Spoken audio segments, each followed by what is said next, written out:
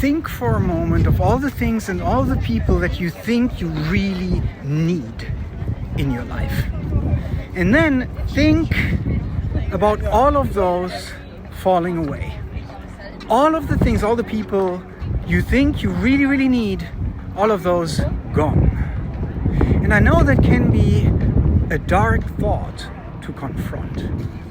But if you go really, really deep and really welcome that kind of thought, that kind of possibility, that kind of situation, then what you might discover is that there is a vast space of freedom and creativity underneath all your needs that is not dependent on anything or anyone, that can create literally out of nothing, that is so deeply interconnected with everything and everyone that it doesn't need to depend on it, because it can rely on a deeper sense of connected space and of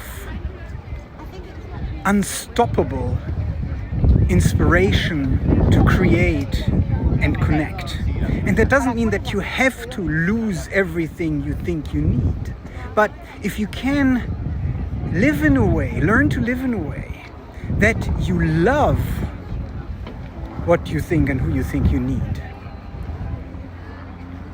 and you remain in this space that is eternally free in yourself, then you will find an even deeper connection to all of those things and all of those people. And in a relative way, the need might still persist, but you might discover some kind of absolute freedom and love which coexists with the relative need and the relative maybe unlovingness that we sometimes display in our daily lives. So what I suggest is that there is a relative and an absolute dimension to life at the same time. That in some ways our lives are perfect and always okay and always good, while there are bad things happening, while we are imperfect and flawed, and while we might not even like our lives in many ways. And we can realize both at the same time. And that is the great spiritual paradox that we can discover.